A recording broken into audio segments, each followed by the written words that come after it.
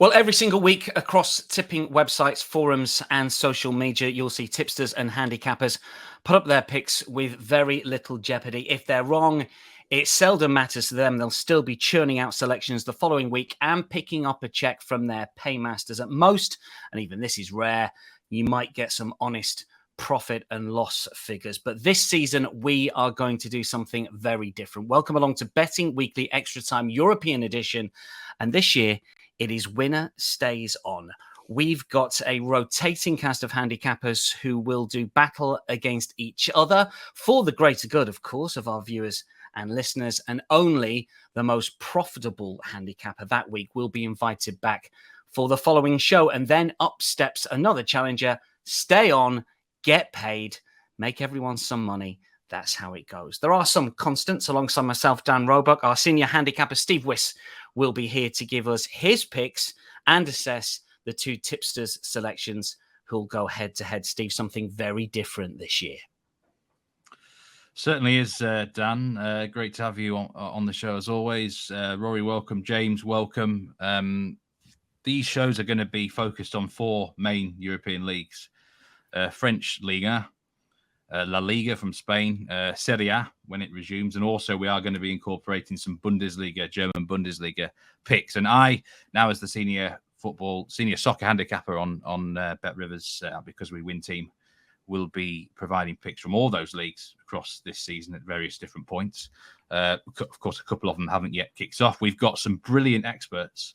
We've got James, obviously a brilliant French expert, Rory from Spain, Daniele Fisichella, Italian expert. We've also got professional gamblers coming on the show. Will White, who already made his Champions League show debut last week. And also we've got the likes of RJ. And who knows who else might end up coming through the door. So, Nigel always does say that we're the best in the business. And I truly believe we've got an unbelievable team here on the BetRivers Because We Win network. So, at the moment, it is a winner stays on out of James and Rory this week. It's simple. Whoever makes the most profit will be back next week on the numbers. If they both lose all their picks, then they're both off. So that's not what I've heard. We're not having that. That's not what I've heard. I've heard that Nigel will decide the winner. I don't know how he's going to decide it, but he will decide who has had the bad beat and who will go through if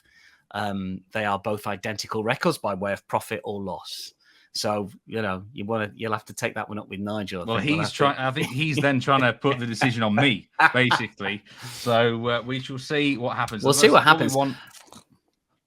We want some. What I do know, I'm very, very confident every handicapper that comes on this show will do extremely well this year in terms of results, but also incredible expert insights. Indeed. Well, look, we'll have the regular selections throughout the show. So if you're not interested in the challenge, that's fine.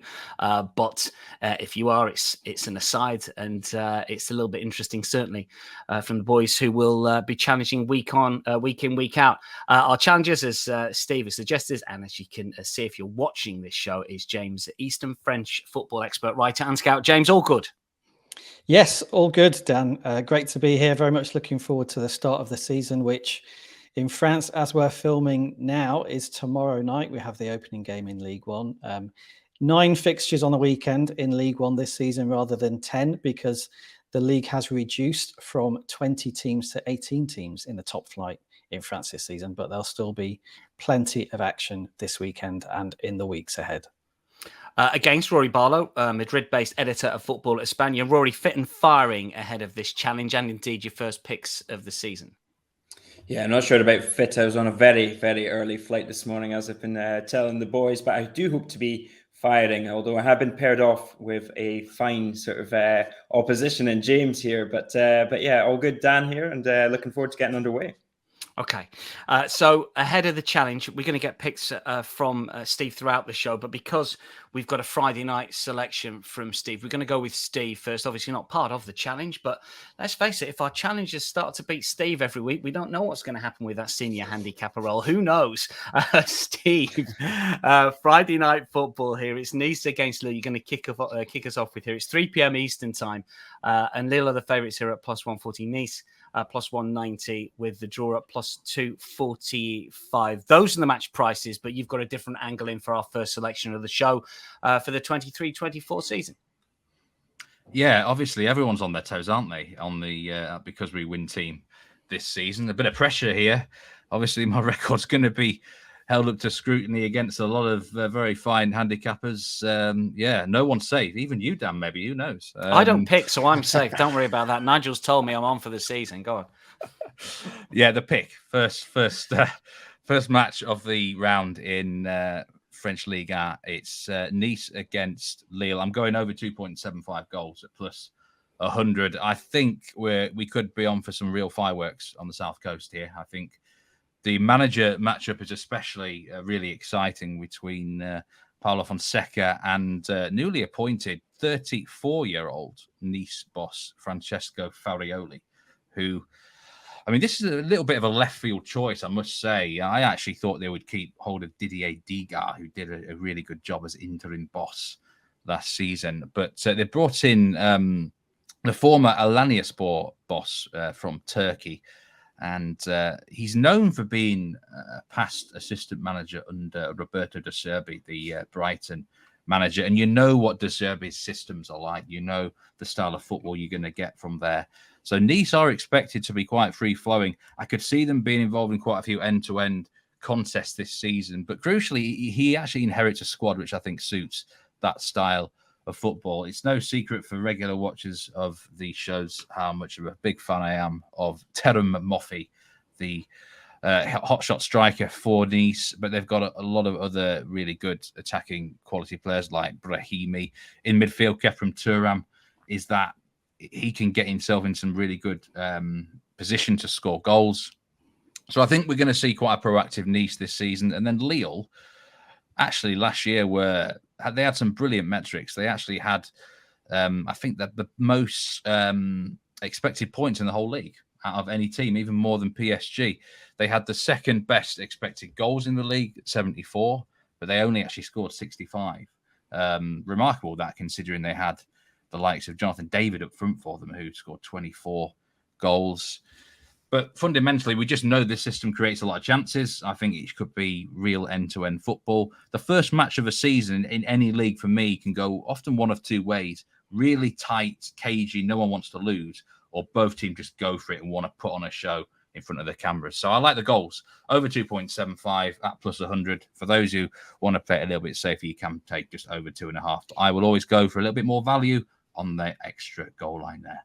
Yeah, I was going to say a little bit of team news, I think, which feeds into Steve's pick there that we've had today. Samuel Umtiti is out of this game. Samuel Umtiti is one of Lille's big summer signings.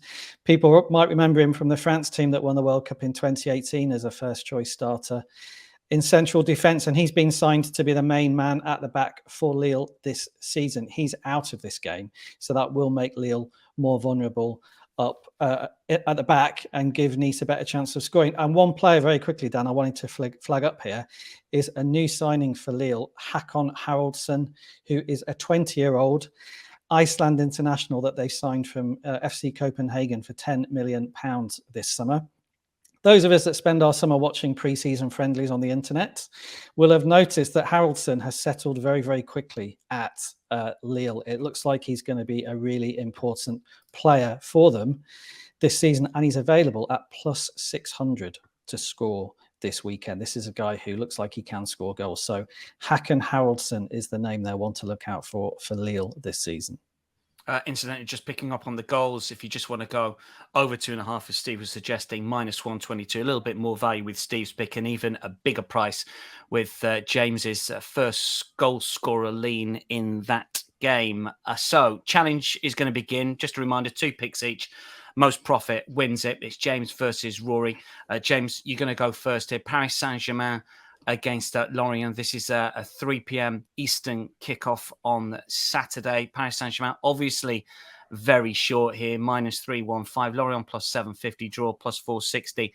When I was putting the running order together, it may well have changed, so keep an eye on the Bet Rivers site for that. What's your thoughts on this game? What's the angle in, James? Yeah, the angle on this game, Dan, is to go low on goals. I'm backing under 3.25 goals here on the PSG versus Lorient game. It's available now at minus 120. The line has actually moved a little bit here. I think it was 115 when I first looked at it the other day, but I'm still happy to take it at minus 120. The thinking here is really simple, Dan. You've got a PSG team who essentially are going to be without two and possibly three. All three of their front three that we knew from last season and were so important. We know Lionel Messi's left the club. We know Kylian Mbappe at the moment is frozen out. It's almost certain he's going to play no part this weekend. And Neymar, while he is available, has been out injured since February. He played in one of the pre-season friendlies, but it's likely that he's going to start on the bench. Those three guys between them, Dan, they scored 55 of PSG's 89 goals in the league last season. So it's impossible to make a case for PSG being high scoring this weekend when two and possibly three of those guys are out.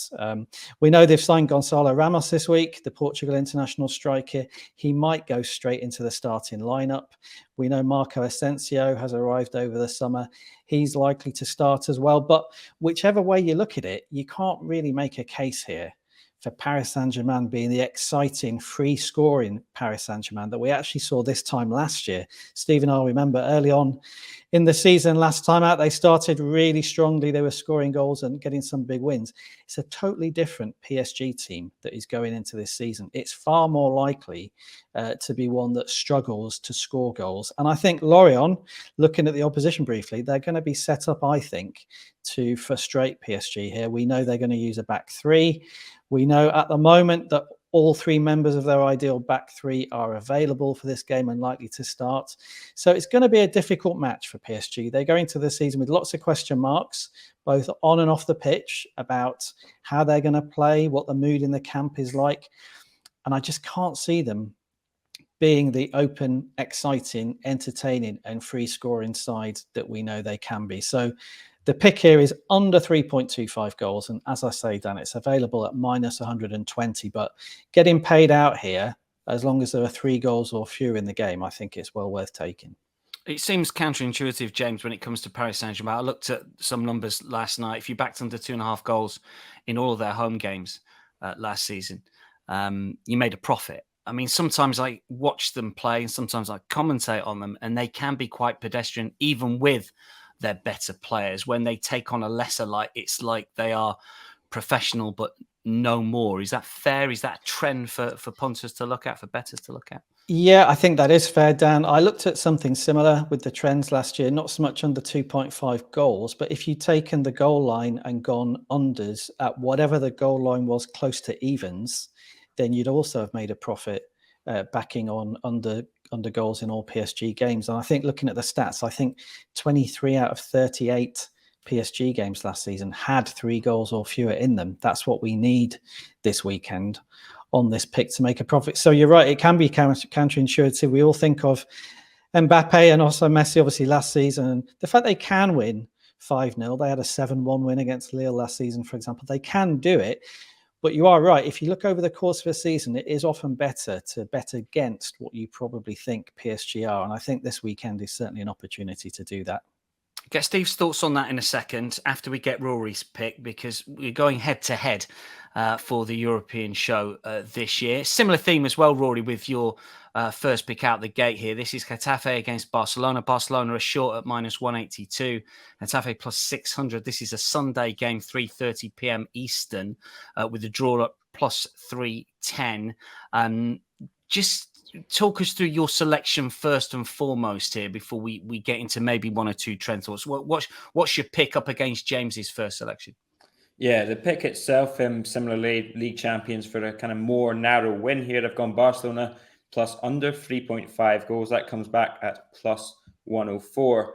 I think this is going to be a tight and could potentially be a pretty turgid game, to be perfectly honest, for those of you that aren't familiar with Jose Bordalas, who's in charge of Getafe. His sides very much have a similar reputation to the Tony Pulis Stoke of kind of the kind of 2000s. Who's the Rory Delap in their team? Who's the Rory Delap? That would probably be Javi Mata, who's a big bloke and he plays up front and he's pretty physical. But yeah, I think this is going to be a game which is going to show that Barcelona are going to try and play a bit more football, but it's going to be hot. It's in Madrid, it's 40 degrees right now. It won't be that hot in the evening, but the grass will be long. Getafe will be raucous. It's their first game of the season. So I think it is going to be a tight game. They're generally quite a hard team to chew for those kind of bigger sides, Getafe, and particularly under Bordalas. But there's a couple kind of wee things that make me think that Barcelona will have the edge here, and that's the fact that Bordalas, he's come in and he's experimenting one or two things with the formation. He's changed it a couple of times. He's lost one or kind of two players. So I think he doesn't have Enes Ünal, who's their main goal scorer, their big striker. That's a huge loss for that first half of the season. So I think there's going to be a few teething problems for Bordalas. And even if you look at the end of last season, where he did an excellent job to keep them up, he was still doing it in a kind of fairly conservative fashion and not really playing for wins at the end, more draws. So yeah, I think Barcelona are going to just about get the better of them. There'll be a lot of Rafinha crosses. I think if you can find a line on that, worth looking. But yeah, I think this is going to be a very narrow win for the Barcelona side that will be spurred on by the adrenaline of the first day. If you cast back to last season, they drew 0-0 with Rayo Vallecano at home, but they were very unlucky not to win that game, it should be said. And yeah, I think this Barcelona side, they're probably going to take a little bit of a step back defensively because their figures last season were, for many people, were a bit of a kind of a lie, or it didn't really tell the truth about their defense. But I also think their attack is going to be a little bit better this season because, frankly, in that second half of the season, it was pretty gruesome at times. It was a lot of 1-0s, and I think they'll be a little bit better, and I think that will give them the edge in this game. Is there pressure on Xavi to be, I don't want to use the word expansive, but I'm going to anyway. I mean, just looking at goals scored over the last few years, there's a massive drop-off between the sort of Messi era when they were getting 100 goals, 116, I think, in one season.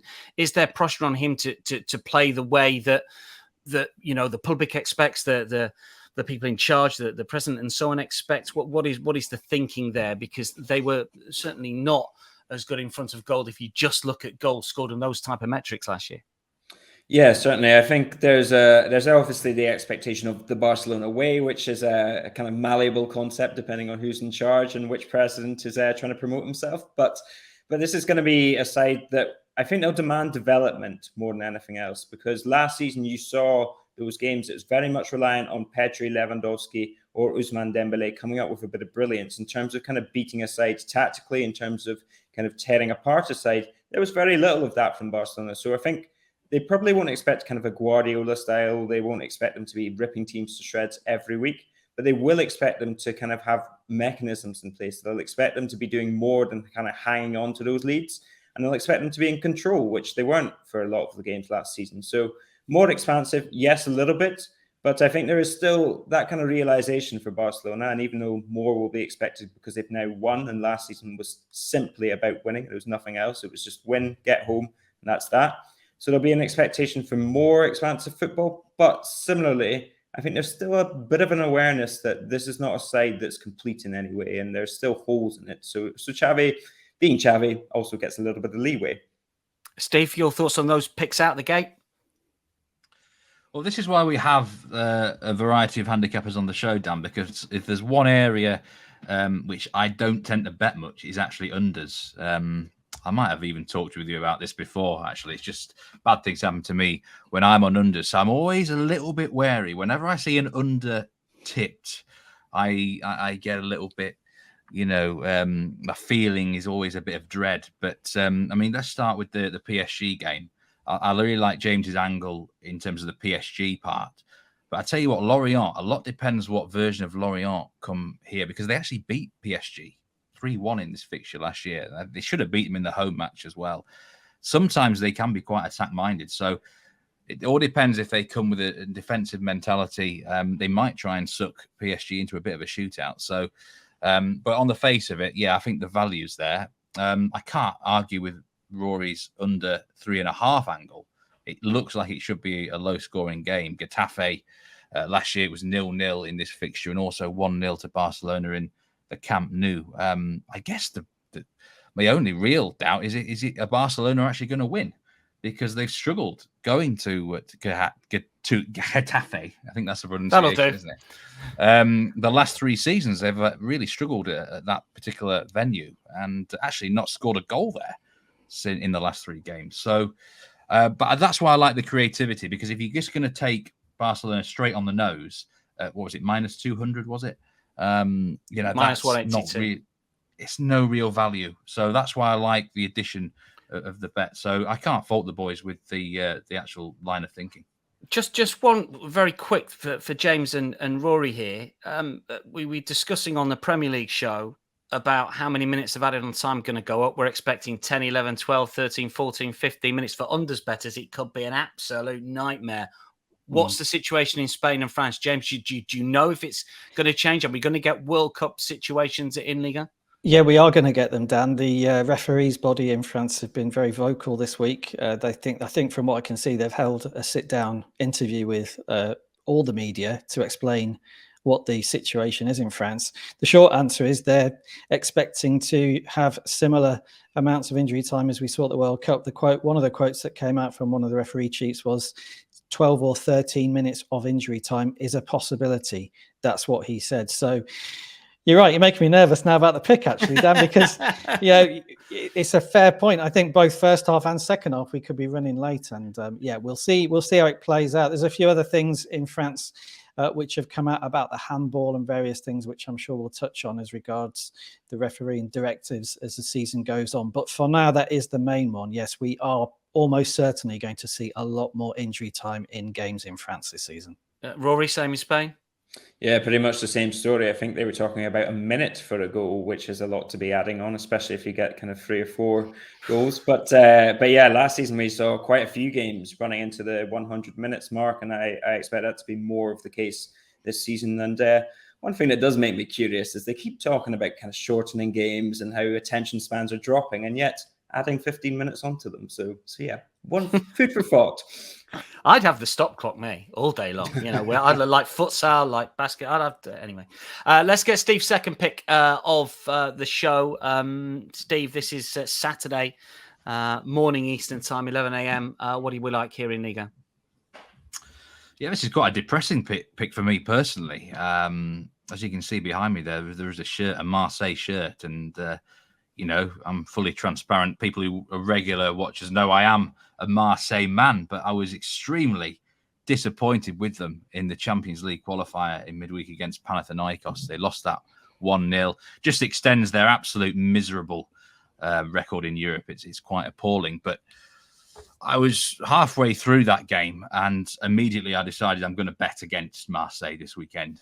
They've got a tough match, in my opinion, at home against Stade de Reims, who are more known for their manager these days, Will Still, who at such a young age performed excellently in charge throughout the second half of last season. Marseille are -159 favourites, which I would never go anywhere near at this point in time. And my pick is on Reims on the +1 Asian handicap. Now, they have been backed since we last, when we put our picks down last night here. So it's -134 now on the +1 Asian handicap for Reims, which basically means if it's a draw or an away win, this bet will fully cash. If Marseille win by exactly 1 goal, it will be a push or a refund, nothing lost. But I actually wouldn't be surprised to see Reims win the game. First of all, Marseille now, they're going to have to focus on the Champions League second leg. There's no 2 ways about it. And that is coming up just a few days after this one. It's an early kickoff on Saturday, so they've had to come back from Greece. So logistically, it's a nightmare. First and foremost, and I always like to bet against teams in this sort of situation. Secondly, Reims are going to be really well prepared. I mean, you've got one of the top head coach prospects in Europe. He's had a whole off season to deal with his players now. They are going to be firing out of the door. He's going to have a great game plan for Marseille, Will Still, and I think they're going to come in. Marseille were so pedestrian against Panathinaikos; they just looked a little bit undercooked. And also, the new manager, Marcelino, I think in time will do well here. But it may well be a case of that it might take a few weeks or months to get them used to what the style of football that he wants them to play. So I think it's a really good spot to be betting against Marseille, against an underrated team. Everyone's going to be saying Reims, they've lost Balogun, where the goal's going to come from. Well, actually, that Balogun, a lot of his goals did come from the spot last year, from the penalty spot. So I think there's enough in this squad to certainly cause a lot of problems to Marseille on the counter-attack. I like the underdog.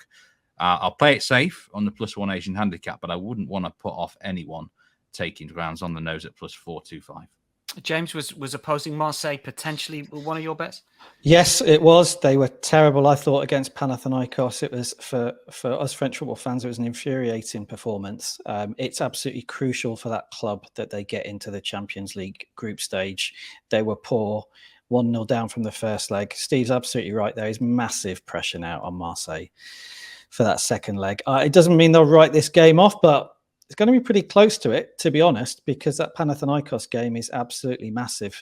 So it couldn't fall any better for Reims. And Steve mentioned Balogun there. He was very important for Reims last season on loan from Arsenal, 21 goals. Well, it's very early, but they might have found another striker at Reims. They brought in a striker called Umar Diakite this summer from Red Bull Salzburg. He's got 5 goals in pre-season as Diakite. So he is going to hit the ground running if picked this weekend. And Reims generally have done very good business. They were a very solid mid-table side last season. If anything, they might have got a bit stronger in all the other areas other than the loss of Balogun. So can you see Marseille winning this by a couple of goals with the scenario as it is? It's hard to say that they will. So yeah, if I was looking at this game, I'd certainly be looking at Reims rather than Marseille as the smarter of the two to back. From Reims to Rennes, who take on Metz. This is James's second pick. This is early kickoff Sunday Eastern Time, 11:05, -250 Rennes, Metz +750. Both Steve and James were pretty sweet on Rennes when we talked about them in the future show. I'd check that out if you haven't already. You're not going to desert them here, James. What's your second pick for the challenge? No, I am a big backer of Rennes at the moment, Dan. So my pick on the game this weekend is Rennes -1.25 at home to Metz on the Asian handicap. So you need Rennes to win the game by a couple of goals to make a profit. If they win by only a single goal, then you will lose half your stakes. But I'm very confident that Rennes can get the job done here because they go into the season with an absolutely fantastic squad of players. They finished 4th in Ligue 1 last season. There's a good chance, I think, that they'll push on and finish in the top 3 this season because things are looking very, very good for Rennes on and off the pitch. Steve flagged up on the Futures show the other day just what a fantastic home record Rennes have got, and it's worth underlining that again here before the game this weekend. They won 15 out of 19 home matches last season. They won 14 out of 19 home matches the season before. That is a 76% win rate at home over the past 2 seasons. So the stadium will be rocking this weekend. It will be a sellout of about 27,000 for the first game of the season. Now, the question with the handicap, Dan, obviously, is will Rennes then push on and win the game by a couple of goals rather than sitting back on the lead? Well, again, the stats are in your favour here, looking at last season, because 10 of the 15 games at home that they did win last season, they won by 2 or more goals. And when you look through the squad, there is so much attacking quality in it that I think the sort of game we'll see this weekend will be one where if anybody comes on in the final third for Rennes, they will be absolutely champing at the bit to do something because places are at a premium in this squad. There's a lot of talent. So I think that means Rennes will be the sort of team that play through the tape this season. Try and get that extra goal. Try and turn a 2-0 win into a 3-0 win because there's just so much talent and so much competition for places. Very quickly on Metz. Metz are one of the promoted sides into Ligue 1 this season. It's going to be a struggle. I think they're not absolute no-hopers, but I think they'll be in the relegation battle. They've not really strengthened their starting 11. It's very much a League 2 standard defence for me. This game isn't where Metz will be staying up this season. Rennes are going to be one of the top sides. So it's going to be a tough game for Metz, and I wouldn't be surprised if they end up losing it by 2 or 3 goals. So yeah, looking at that handicap line, looking at the way Rennes normally play and that fantastic home record, I was very happy to take them here. It's -1.25 and it's available at -110. Rory, second pick next and final pick. Cadiz against Alves here, hosts a +120, Alves +285, draw +210. This is Monday night, so chances are we're going to have to wait until fairly late on Monday night local or early evening local. Before we know who's won this challenge, it's 1:30 Eastern time in the States. Rory, and your selection here is the biggest price pick of all of the four that we've got for the challenge. Talk us through it.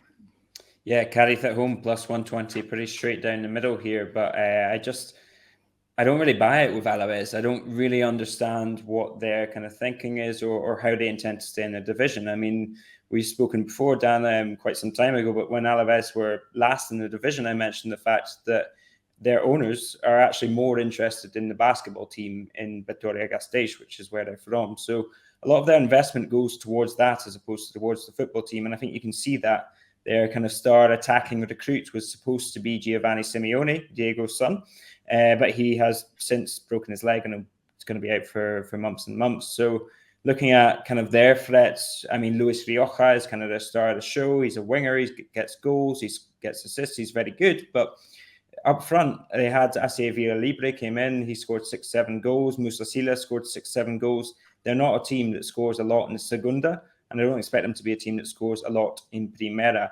I mean, if you're Cadiz, and particularly, I think in general, as a football team, if you have one main threat, in which case this is Rioja, you're far easier to shut down. And I think that's what Cadiz will do. They're strong at home. It's going to be a loud, good atmosphere in Cadiz. They've got good home support. You look at last season, they came off 3 wins on the bounce at home, all against kind of lower table opposition. And I just think Cadiz, for their experience, they're kind of a better team, man for man. They know exactly what they're doing. Neither of these teams has really switched it up from last season. And I think Alves were surprised to make it into the division, really. And traditionally, in the last few years, we've seen the playoff winners kind of come through and do pretty well in La Liga. But this Alves side have not invested. They looked questionable in Segunda as to whether they were good enough to go up. And I think they're going to be questionable as to whether they're good enough to stay up this time. I just think Cadiz have got the momentum. And Alves, I struggle to see exactly what their kind of strategy to stay up here is, because they don't have the resources on the pitch right now. Steve, what are your thoughts on the picks 2 from James and Rory? Would you back them yourself? Would you lay them yourself? Happy to get them in the book? What do you reckon? I'll back them. I actually really love both picks. It's one of my things in soccer that I love betting against newly promoted sides in their first away game of the season. It's just really hard to see how. I mean, Alves, I think they had a minus goal difference away from home in the Liga too. So, I mean, that in itself is very concerning. If we were if it was the Liga show last year, I would have had Rennes as a pick here on the handicap. I think they'll cruise past Metz. Really, they just got too many goals in them. So I think it's I really love betting against newly promoted teams away from home early on. I've thought about doing similar in France with Montpellier against Le Havre as well, but the match might be in doubt of being postponed due to a fungus infection on the pitch. That's a new one. We have got on the pitch, not in the dressing room. Right? Okay, let's move on. We've got a third unofficial pick from Steve. Hot dog. This is an outsider, a bigger price runner that Steve thinks will go well this week. And obviously, we're going to feature plenty of different leagues, but this is a bit of a home pick for you with a Ligue selection. It involves Brest and Lens. Brest plus 275. They are the biggest home price team across the slate in France this weekend, Stephen. And you like them to beat last year's runners-up? Yeah, this is going to be a regular feature each week where I give a hot dog selection, a really good underdog that I like, a decent price. This is hopefully where the graphics team put something decent on screen to snazz it up and everything. So I don't know exactly what John's going to come up with here, but hopefully it's a tasty one. But I do like Brest to beat Lens here at plus 275. Now, it's worth mentioning that since Eric Roy came in to take charge of Brest midway through last year, he only actually lost 3 home games against Monaco, PSG and Rennes. So it's a tough place to go. Lens are coming off a really good second place last year. And I think it might be hard for them to replicate that. They've lost 2 key players in Openda and Seko Fofana. So plus 275, you could do an awful lot worse than taking them on the nose. I did think about, being safer on the Asian handicap as well. Lens are minus money to win the game, which I personally wouldn't touch. They had a decent away record last year, but home strength was their big backbone. So it might be a bit of a banana skin, as we call it over here, for a trip to Brittany. It can be an awkward stadium to play at in Brest. And I think there's a bit of value at plus 275 on the host. James, your thoughts on that one? Yeah, that sounds like a great shout to me. I think Lens long-term, Dan, have got absolutely no chance of finishing second in League One. I would say that to any viewers and listeners out there, just to take into account week on week and week. They did brilliantly last season to finish as runners-up behind PSG, fully deserved as well, I should say. It wasn't a fluke over the 38 games, but they have got weaker. The starting 11 is weaker. The squad is not particularly stronger, and they've got the Champions League group stage to deal with, which will take an enormous amount out of them. So I cannot see any chance of Lens being as strong this time as they were last season. One hot dog that nearly made the stand, so to speak, Steve, was Athletic Club against Real Madrid. Just give us your thoughts on that one. We'll get Rory's view on it as well, because you suggested that you quite like them to beat Real Madrid.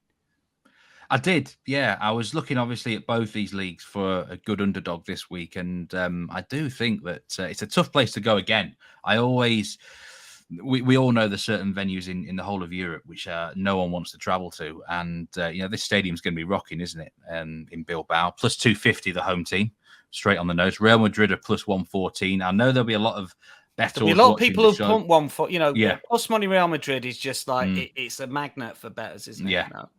And I don't think it's a trap that I would get sucked into myself, because, I think I looked at the recent head-to-heads. They lost here in the Cup a couple of years ago. They did beat them in the League 2-0 last year. I remember watching that game, but Bilbao had their chances. They look like they should be a top 6 side this year. So I did consider them as my hot dog of the week, but in the end, I went with more familiar pastures. But I am interested to hear Rory's thoughts on this game, because I think there'll be a lot watching and listening who are very interested in backing someone. Rory, are Real Madrid vulnerable, do you think? Absolutely. Well, Thibaut Courtois has just before we came on and recorded torn his ACL, which is absolutely massive. And Athletic from me and Dan's shows, it's always the question, can they score the goals? But if Andre Lunin is going to be in goals, that's a massive difference for them. That makes a huge difference to Real Madrid. Trying out a new system. Jude Bellingham is the Karim Benzema replacement as things stands, playing sort of slightly behind Rodrigo and Vinicius Jr. Teething problems, perhaps. They struggled to score in pre-season. There's a lot of kind of factors and uncertainties about this Real Madrid. And as we were saying on a preview show, until Kylian Mbappe comes in, it's going to be really interesting to see how Carlo Ancelotti handles it. And it's a really tough test. And at first up, and I fully back kind of Steve's kind of thinking there that I certainly would stay away from Real Madrid or at least kind of cover yourself a little bit. Plus 250 Athletic Club if you fancy them to beat Real Madrid this weekend. That's a 3:30 Eastern kickoff on Saturday. Finally, any leans from anyone? Rory, I know that you put a few in the WhatsApp group that didn't quite make your shortlist for your 2 picks for the challenge. A couple of bets, was there from you? Yeah, it's a quite good week in Spain. I actually think there's a lot of fun to be had. I think Sevilla at Valencia, or hosting Valencia on Friday night. Valencia side that haven't strengthened. They are mired in this nightmare dream sequence that never seems to end. And Sevilla, they're coming off the Europa League win. Confidence is high there. It's going to be, again, kind of fiery, hot atmosphere down in Seville. They are at minus 105 at home, which I think is pretty good odds. And then Almeria was another one that I quite liked. They're at home to Rayo Vallecano, and that's a Rayo side that's lost Andoni Iraola to Bournemouth. They've lost a couple of players, Fran Garcia at the back, Alejandro Catena.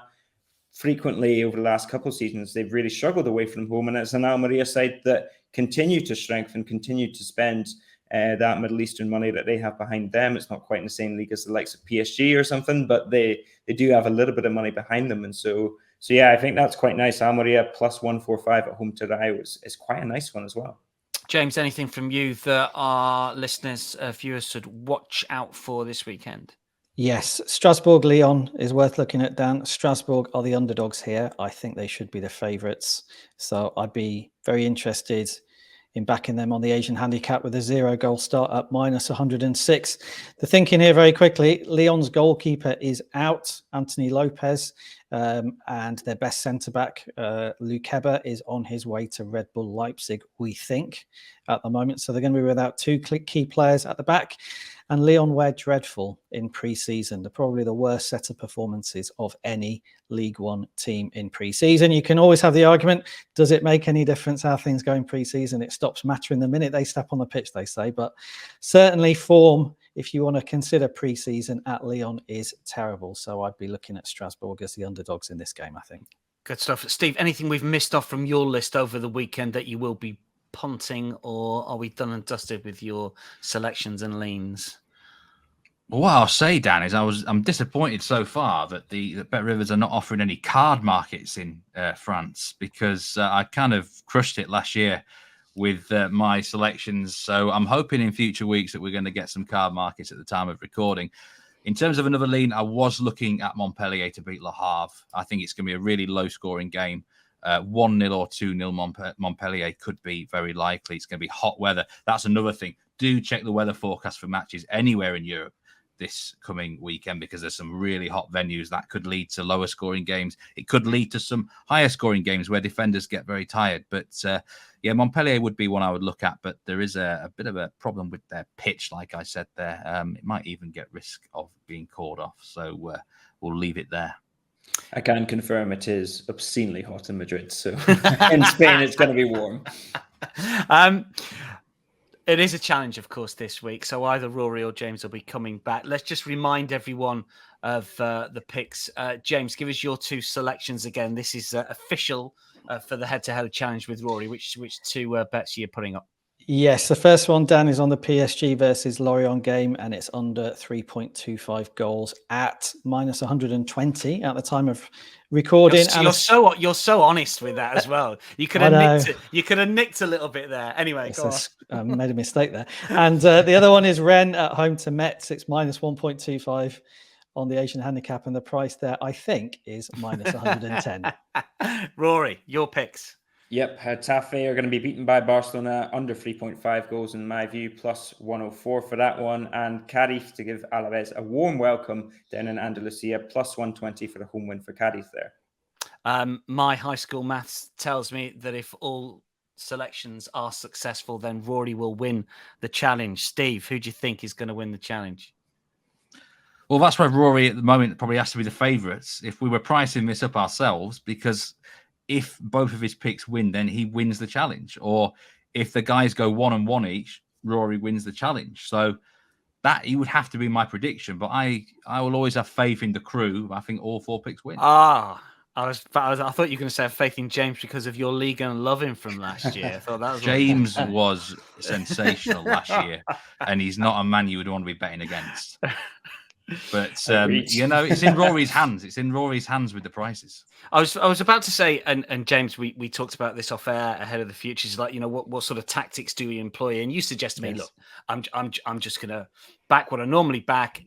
Hopefully, it'll be good enough for a profit throughout the season. You'll do your individual bets if you're not on the show, regardless. So there's no specific tactics here, I guess. There's no tactics. No, I mean, there has been talk of, behind the scenes, are people going to go for the big odds and just hope they land one winner and then they're through the door and they're on the show next week? No, I mean, the way Steve and I did the French show last year, and I think all the guys did actually, it was to try to make that profit over the course of a season in whatever league you're covering.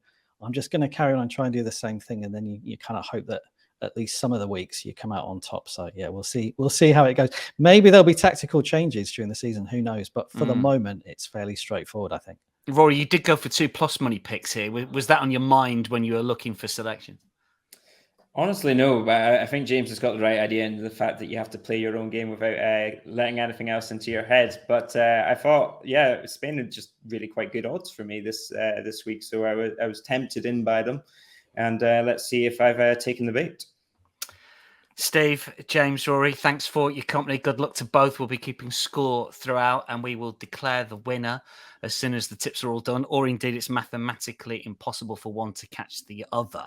That is a wrap for our first head-to-head betting weekly extra time European show. We're back next week with myself, Dan Roebuck, and Steve Wyss, of course, while Italian handicapper Daniele Fisichella we'll be taking on either James or Rory. There is a time set for you to record next week. I hope you can both make it, because obviously we don't know who's going to go through, but we'll discuss that off air. Make sure you stay across all of the Bet Rivers content at Because We Win from all of us. For now, though, it is goodbye.